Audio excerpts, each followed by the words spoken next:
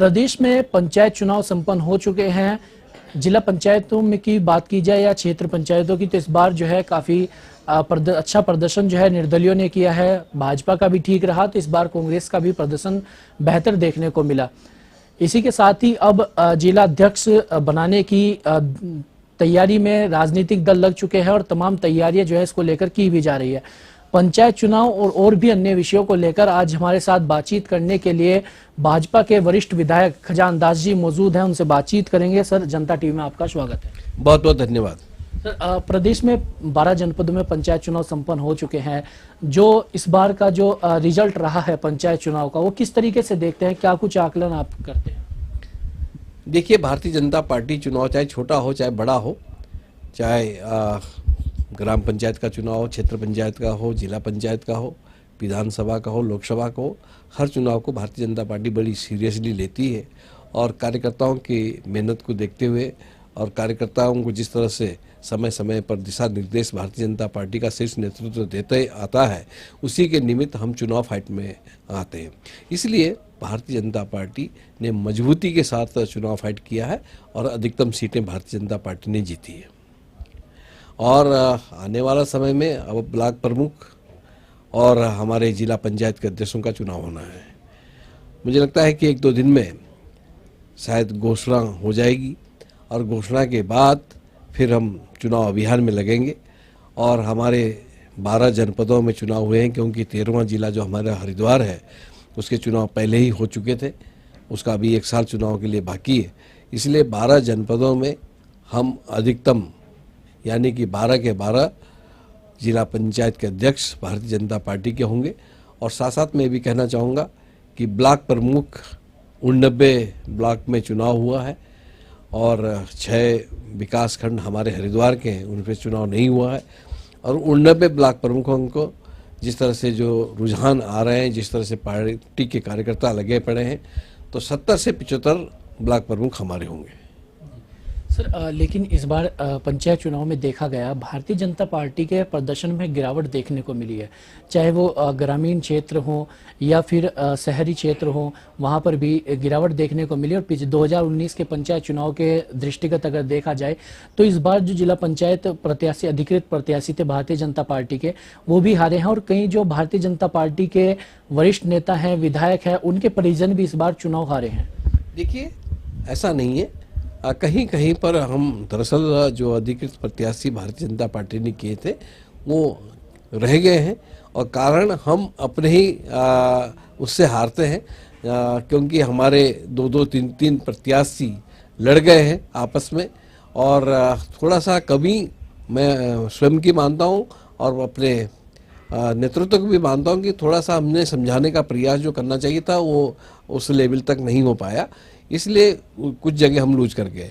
किंतु जो निर्दलीय प्रत्याशी भी जीते हैं वो भारतीय जनता पार्टी को सपोर्ट कर रहे हैं, क्योंकि वो भी भारतीय जनता पार्टी के कार्यकर्ता रहे हैं। इसलिए मुझे लगता है कि हमें कोई दिक्कत आने वाली नहीं है। और जितने भी अधिकतर जो निर्दलीय भारतीय जनता पार्टी को जो है आस्था रखते हैं और भारतीय जनता पार्टी से जुड़े हुए हैं, वो भारतीय जनता पार्टी को सपोर्ट करेंगे और वोट भी देंगे। सर, आपने ये भी कहा कि जो आपने बयान दिया कि भारतीय जनता पार्टी एक समुद्र है और उसमें से अगर 1-2 लोटा पानी कम भी हो जाए तो कोई फर्क नहीं पड़ता। क्या जो ये नुकसान हुआ है, आप मानते हैं कि नुकसान भारतीय जनता पार्टी को हुआ है और इसका आकलन नहीं होना चाहिए? क्या भारतीय जनता पार्टी को इससे कोई फर्क नहीं पड़ता है? देखिए, भारतीय जनता पार्टी को फर्क पड़ता है, क्योंकि कांग्रेस मुक्त भारत का नारा भारतीय जनता पार्टी के राष्ट्रीय नेता और देश के प्रधानमंत्री नरेंद्र मोदी जी ने दिया था। उसी की निमित्त भारतीय जनता पार्टी काम कर रही है। और हम अन्य दलों से तोड़ करके और उनसे जिन्होंने भारतीय जनता पार्टी पे आस्था व्यक्त की है, वो लोग भारतीय जनता पार्टी से जुड़ रहे हैं। इसलिए मैंने कहा कि समुंदर की तरह भारतीय जनता पार्टी आज उभर रही है। इसलिए हम उनका भी स्वागत करते हैं जो भारतीय जनता पार्टी पे आस्था रखते हैं, चाहे वो किसी से दल से संबंधित है। यदि भारतीय जनता पार्टी और आदरणीय देश के प्रधानमंत्री नरेंद्र मोदी जी पर उनकी आस्था है और हमारे प्रदेश के मुखिया पुष्कर सिंह धामी जी के विश्वास पे अगर वो विश्वास रखते हैं, तो मुझे लगता है कि हमें लेने में कोई ऐतराज नहीं है। और इसलिए हम जुड़ भी रहे, लोग जुड़ भी रहे और भारतीय जनता पार्टी का कारवां बढ़ रहा है। देहरादून की अगर बात की जाए तो देहरादून में चाहे चकराता, डोईवाला, रायपुर, कालसी, सहसपुर, ये विकास नगर, ये यहाँ पर चुनाव हुए और देहरादून में इस बार देखा गया काफी नुकसान भारतीय जनता पार्टी को हुआ, जबकि देहरादून सबसे मजबूत गढ़ भारतीय जनता पार्टी का माना जाता है। 10 विधानसभाओं में से 9 विधायक भारतीय जनता पार्टी के यहाँ पर हैं, फिर भी इतना बड़ा नुकसान क्या आप मानते हैं, कहाँ चूक भाजपा से हुई है इसमें? देखिए, सबसे पहले तो मैं देहरादून की बात करूं, देहरादून शहर की बात करूं तो देहरादून शहर का क्योंकि अभी ये नगर निगम क्षेत्र है, नगर निगम क्षेत्र से कोई मतलब ही नहीं हो सकता, किंतु ग्रामीण क्षेत्र में जहां पर भारतीय जनता पार्टी को लॉस हुआ है और वो निर्दलीय कोई जीता है, तो वो भी भारतीय जनता पार्टी पे आस्था व्यक्त करता है और आस्था व्यक्त करते ही वो भारतीय जनता पार्टी के प्रति अपना वोट करेगा, मुझे ये विश्वास है। और जिस तरह से हम लगनता से काम करते हैं, चाहे मैंने कहा कि छोटा चुनाव हो बड़ा चुनाव हो, हम बड़ी मेहनत के साथ काम करते हैं, एक एक वोट की बहुत बड़ी कीमत होती है, यानी कि उस वोट की वैल्यू अपनी जगह पे होती है और उसको हम कभी खोना नहीं चाहेंगे। हम उनसे बातचीत करेंगे और बातचीत के जरिए ही वो भारतीय जनता पार्टी को सपोर्ट करेंगे, क्योंकि सबको मालूम है कि सरकार भारतीय जनता पार्टी की उत्तराखंड में है और केंद्र में भी भारतीय जनता पार्टी की सरकार है, इसलिए लोग विकास चाहते हैं, विकास की ओर लोग देख रहे हैं और विकास तभी होगा जब हम सब मिलकर के काम करेंगे। सर, जो रिजल्ट देहरादून में रहा, आप क्या मानते हैं कि 2027 में एक जो है नुकसान भारतीय जनता पार्टी को देहरादून के अंदर इस पंचायत चुनाव के रिजल्ट से हो सकता है? क्योंकि इस पंचायत चुनाव को भारतीय जनता पार्टी का ही ये कहना था कि ये 2027 से के पहले जो है सेमीफाइनल के रूप में इस चुनाव को देखा गया, पंचायत चुनाव को। क्या जो मजबूत किला देहरादून में भारतीय जनता पार्टी का रहता है, आने वाले समय में कुछ खतरे की घंटी बजती हुई दिखाई दे रही है? मैं कहना चाहूँगा कि देहरादून का जिस तरह से हमारे 10 सीटें भारतीय जनता पार्टी की है, यहाँ पर 10 में से 9 सीटें भारतीय जनता पार्टी के पास है, ये कांग्रेस के पास है, और आने वाला समय जो 27 का चुनाव होगा उसमें 10 की 10 सीटें भारतीय जनता पार्टी की झोली में होगी, क्योंकि जिस तरह से शहर के अंदर चुनाव हुआ है, जो पहले चुनाव हुआ है नगर निगम का हुआ है, उसमें अधिकतर सीटें भारतीय जनता पार्टी की आई है। और जो ग्रामीण क्षेत्र का इस समय जो रिजल्ट रहा है वो ठीक है कि कुछ कमियां हमारी रही होगी, मैं स्वीकार करता हूं। इस तरह से हमने प्रत्याशी चयन में या कोई कमी रही होगी, इस वजह से हम जो अधिकृत प्रत्याशी को नहीं जिता पाए, फिर भी अधिकतम प्रत्याशी हमारे आए हैं और जो निर्दलीय प्रत्याशी आया है वो भी भारतीय जनता पार्टी पर अपनी आस्था व्यक्त करते हैं, वो भी भारतीय जनता पार्टी का होगा। और आप देखते रहिएगा कि अध्यक्ष भारतीय जनता पार्टी का ही देहरादून जिले का होगा, ये मैं कह रहा हूँ। सर, भाजपा के वरिष्ठ विधायक भी हैं और वरिष्ठ नेता भी हैं, कालाडूंगी से विधायक बंशीधर भगत जी, उन्होंने जो है हार की जिम्मेदारी ली है और उन्होंने विज्ञापन भी छपवाया कि इस जो उनके क्षेत्र में हार हुई है, उनकी विधानसभा में हार हुई, इसकी जिम्मेदारी मैं लेता हूं। इसी तरीके से भाजपा के जो अध्यक्ष हैं उनके क्षेत्र में भी काफ़ी खराब प्रदर्शन रहा, तो क्या अध्यक्ष को भी जो ये हार हुई है उसकी जिम्मेदारी लेनी चाहिए? देखिए, भारतीय जनता पार्टी की हार की समीक्षा करेगी और जब समीक्षा होगी तो उसमें जो दायित्व जिनको दिया गया था, जिनकी जिम्मेदारी सौंपी गई थी, और चाहे विधायक हो और चाहे माननीय सांसदगण हो और चाहे संगठन के पदाधिकारी हो, सबकी एक अपनी अपनी जिम्मेदारी होती है। उस जिम्मेदारी को उन्होंने किस रूप में निभाया, ये जांच का विषय है और भारतीय जनता पार्टी जब आपस में मंथन करेगी इसको लेकर के कि चुनाव क्यों और किस वजह से हम पीछे रह गए, इसका पूरा आंकलन किया जाएगा और जो जिम्मेदार कार्यकर्ता होगा उनको बातचीत की जाएगी। कांग्रेस पार्टी भी दावा कर रही है कि जो है इस बार उन्होंने एक आरोप लगाया कि भारतीय जनता पार्टी खरीद फरोख्त करती है और खरीद फरोख्त में माहिर है और अभी से ही जो है जो निर्दलीय प्रत्याशी जो जीते हैं उन्हें साधने में भारतीय जनता पार्टी जुट गई है। लेकिन कांग्रेस के अध्यक्ष का कहना है कि इस बार कांग्रेस का कार्यकर्ता मजबूती से लड़ेगा और पीछे हटने वाला कांग्रेस का कार्यकर्ता नहीं है और हम भी जो है कई जिलों में अपने जिलाध्यक्ष बनाएंगे। देखिए, मैं पहले कहना चाहूँगा कि जिसके घर स्वयं शीशे के होते हैं वो दूसरे के घर में पत्थर फेंकने का काम करते हैं। इसलिए मुझे लगता है कि वो अपना चेहरा स्वयं शीशे में देख ले कि वो कहाँ पर स्टैंड करते हैं। खरीद फरोख्त का जहाँ तक आपने कहा है वो सारी चीजें कांग्रेस के अंदर होते आई है और होते रहेगी। किंतु भारतीय जनता पार्टी सिद्धांतवादी पार्टी है और सिद्धांतों में विश्वास रखती है और कार्यकर्ता पर विश्वास है, और इसलिए भारतीय जनता पार्टी आगे जो चुनाव होंगे, अभी हमारे माननीय अध्यक्षगण होंगे या माननीय प्रमुखगण होंगे, वो हमारे अधिकतम सीटें भारतीय जनता पार्टी की होगी। अच्छा, इस बार कांग्रेस भी काफी गदगद नजर आई। कांग्रेस ने भी जिस तरीके से भाजपा ने जश्न मनाया, मिठाई बांटी, इसी तरीके से कांग्रेस ने भी खूब मिठाई बांटी और खूब मिठाई इस बार पंचायत चुनाव के रिजल्ट से उन्होंने खाई है और कहा कि 2027 में नज़ारा कुछ और ही देखने को मिलेगा। देखिए, भारतीय जनता पार्टी की नकल कांग्रेस पार्टी करते आई है और नकल करने में वो बड़ी माहिर है। जिस तरह के कार्यक्रम भारतीय जनता पार्टी करेगी उसी तरह के कार्यक्रम कांग्रेस भी करते रही है। तो मुझे लगता है कि नकल नकल होता है और असल असल होता है, इसमें कोई फर्क पड़ने वाला नहीं है। और भारतीय जनता पार्टी बहुत आगे बढ़ चुकी है और दुनिया की सबसे बड़ी पार्टी आज बनी है। पहले दुनिया की सबसे बड़ी पार्टी चाइना में कम्युनिस्ट पार्टी हुआ करती थी, आज बहुत काफ़ी पीछे छोड़ दिया है और इसलिए भारतीय जनता पार्टी के प्रति लोगों का रुझान हो रहा है, देश का रुझान हो रहा है और सरकार भी भारतीय जनता पार्टी के प्रति जिस तरह से काम कर रही है, चाहे आप उत्तराखंड के विकास के लिए अगर हम बात करते हैं, आज सड़कों का हो, चाहे किसी भी तरह का विकास क्यों ना हो, पाइपलाइन हो, पेयजल योजनाएं हो, सिंचाई योजनाएं हो, हम सब आगे बढ़ रहे हैं। और भारतीय जनता पार्टी माननीय हमारे मुखिया पुष्कर सिंह धामी जी जो सरकार का नेतृत्व कर रहे हैं और संगठन का नेतृत्व महेंद्र भट्ट जी कर रहे हैं, उनके दिशा निर्देश के अनुसार आगे बढ़ रही है। सर, पिछले कुछ समय से देखा जा रहा है कि भारतीय जनता पार्टी निर्णय फैसले है उसे लेने में काफ़ी देरी भी दिखा रही है, चाहे वो प्रदेश अध्यक्ष की कुर्सी को लेकर हो, उसमें भी काफ़ी विलंब के बाद प्रदेश अध्यक्ष बने हैं। इसी के साथ ही अगर मंत्रिमंडल विस्तार को लेकर के बात की जाए तो चर्चाएं लगातार होती है। कई बार भाजपा के अध्यक्ष भी कह चुके हैं कि मंत्रिमंडल विस्तार होगा, कई बार इस तरीके की चर्चाएं उठती भी है, लेकिन फिर जो है ठंडे बस्ते में मामला चला जाता है। क्या कुछ पार्टी के अंदर सब कुछ ठीक नहीं चल रहा है भाजपा में? देखिए, भारतीय जनता पार्टी एक मैंने कहा कि एक बहुत बड़ी पार्टी है और इसमें एक के कहने पे कोई डिसीजन नहीं होता है और एक महापंचायत होती है। महापंचायत हमारे जो दिल्ली के वरिष्ठतम शीर्ष नेतृत्व है उनसे राय लेकर के फिर प्रदेश का जो नेतृत्व है, प्रदेश के जो वरिष्ठतम लीडर हैं, वो आपस में बातचीत करके कोई भी डिसीजन लेना होता है, चाहे मंत्रिमंडल को लेकर के हो और चाहे अन्य हमारे अध्यक्ष का चुनाव हो, चाहे कोई भी कार्यक्रम क्यों नहीं होता हो, क्योंकि पंचायत के माध्यम से डिसीजन लिए जाते हैं तब उसको सार्वजनिक किया जाता है। इसलिए ये सबका साथ सबका विकास करने की जो बात की है माननीय प्रधानमंत्री जी ने, उसी की निमित्त हम आगे बढ़ रहे हैं। सर, तो क्या लगता है कि मंत्रिमंडल विस्तार में इतना विलंब क्यों हो रहा है? क्योंकि जबकि अब तो समय भी नहीं बचा है। क्या एक अनार 100 बीमार वाली कहावत हो रही है पार्टी के अंदर?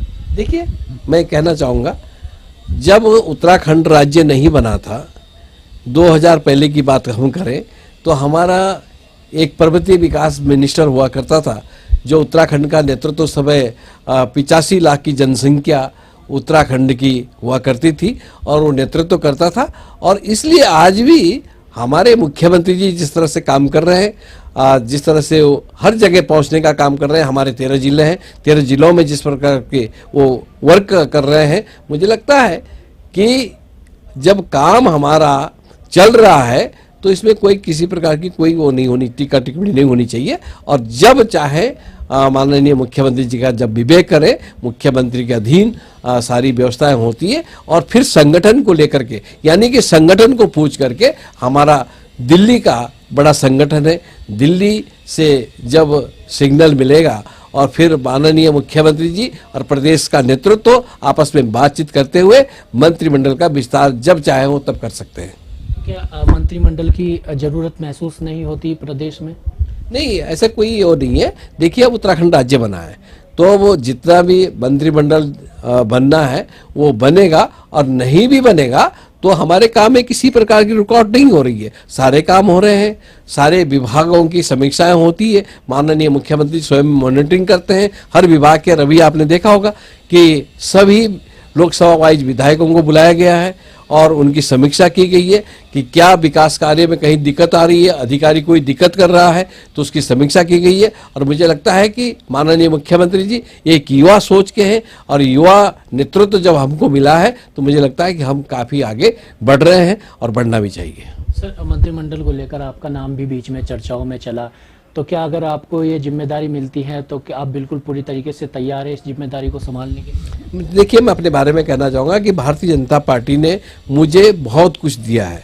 मैं एक साधारण व्यक्ति को अंगुली पकड़ करके चलना भारतीय जनता पार्टी ने सिखाया है और यहाँ तक मैं मंत्री भी रह चुका हूँ इस प्रदेश का और general secretary Bharatiya Janata party का संगठन की दृष्टि से भी रहा हूँ और बहुत कुछ मुझे भारतीय जनता पार्टी ने दिया। मुझे इस बात की चिंता नहीं, ना मेरी कोई डिमांड है कि मुझे मंत्री बनाए। जो सरकार जिम्मेदारियां दे रही है या संगठन जिम्मेदारियां दे रही है उसका मैं निर्वहन कर रहा हूँ और आगे भी करूँगा।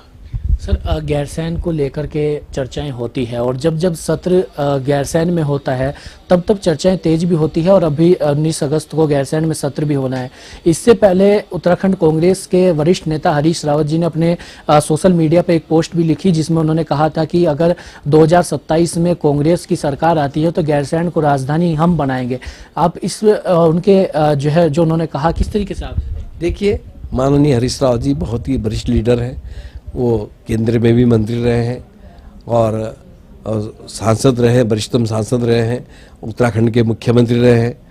मुझे लगता है कि उनकी जो बयानबाजी होती है, मैं इतना ही कहना चाहूँगा उनको, क्योंकि हमारे बहुत ही वरिष्ठ लीडर्स हैं, उनका मैं व्यक्तिगत तौर से सम्मान करता हूँ, किंतु जब उनके पास पावर थी, यानी कि जब उत्तराखंड प्रदेश के वो मुख्यमंत्री थे, तो क्यों नहीं उन्होंने गैरसैंण को राजधानी घोषित किया।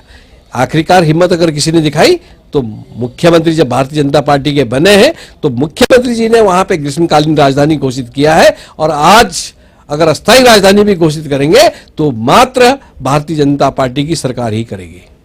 तो उन्होंने कहा कि गैरसैंण में हमने बहुत विकास किया और गैरसैंण के अगर गुनहगार है तो वो भारतीय जनता पार्टी। देखिए, ये दुखद विषय और चिंताजनक विषय है, इस बात को मैं नकारता हूँ और आज भी गैरसैंण के विकास की बात करते हैं तो भारतीय जनता पार्टी अग्रणीय दृष्टि से काम कर रही है। वहाँ पर जिस तरह से विकास होना चाहिए था तीव्र गति से वहाँ का विकास हो रहा है और गैरसैंण का नहीं, गैरसैंण के इर्द गिर्द जो हमारे गांव हैं, जो हमारी विधानसभा है, उनका तीव्र गति से विकास हो रहा है। उत्तराखंड का विकास हो रहा है और उत्तराखंड के विकास के लिए एक ही मानक है और वो है विकास करना। और मुझे लगता है कि जिस तरह से माननीय प्रधानमंत्री जी ने कहा था भगवान केदारनाथ की धरती से कि ये दशक उत्तराखंड का होगा और इसी के निमित्त भारतीय जनता पार्टी की सरकार पुष्कर सिंह धामी जी के नेतृत्व में हम काम कर रहे हैं और आगे बढ़ रहे हैं। और ये दशक मैंने कहा कि 25वां साल आज उत्तराखंड को बने हुए हो गया है और 25वां साल है उत्तराखंड का। जिस तरह से ये दशक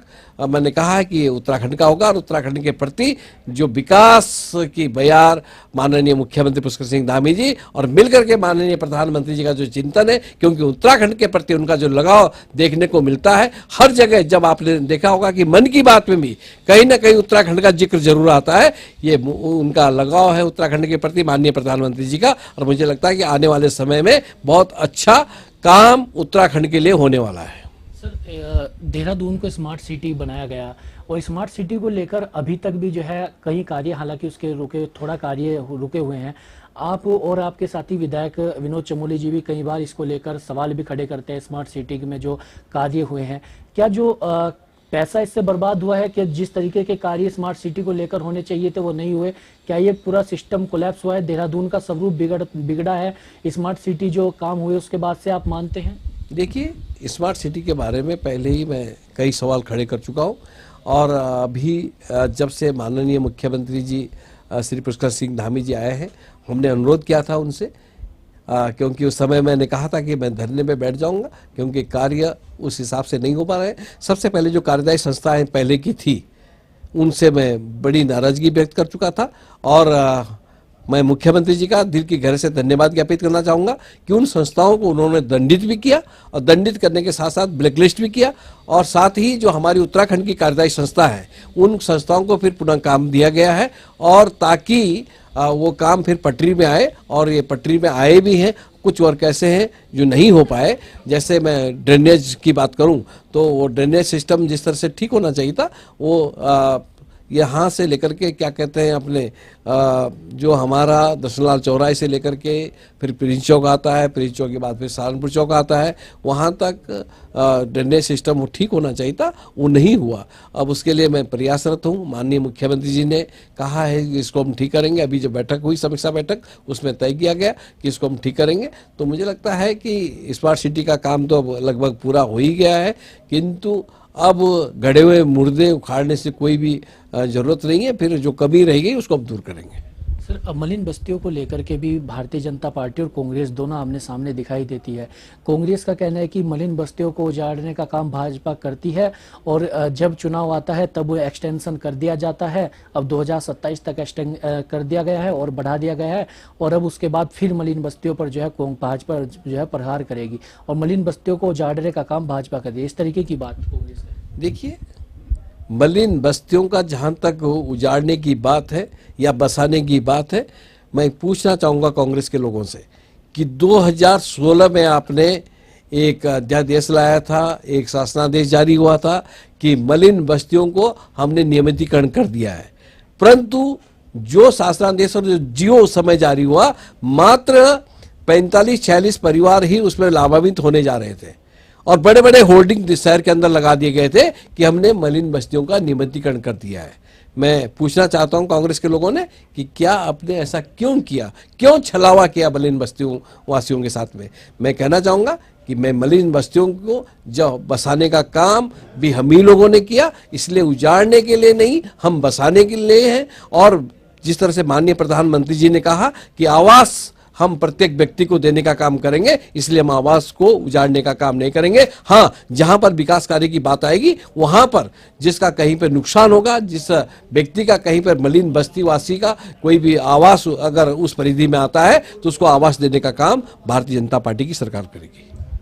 गैरसैंण में जो लास्ट सवाल है, गैरसैंण में जो इस बार सत्र हो रहा है, क्या कुछ ऐसे आपके क्षेत्र के मुद्दे हैं जो आप इस बार गैरसैंण के विधानसभा सत्र में उठाने जा रहे हैं? देखिए, काफ़ी सवाल होते हैं और विकास के लिए अपनी विधानसभा के लिए सभी लोग सवाल भी लगाते हैं और सवाल के फिर समाधान भी होता है। मैं तो विशेषकर इतना कहना चाहूँगा कि जो मेरा ड्रेनेज सिस्टम है, शहर का जो पानी भर जाता है उस पानी का निकास हो, मेरा ये सवाल लगा हुआ है और इसमें मैं माननीय मुख्यमंत्री जी से भी निवेदन किया है।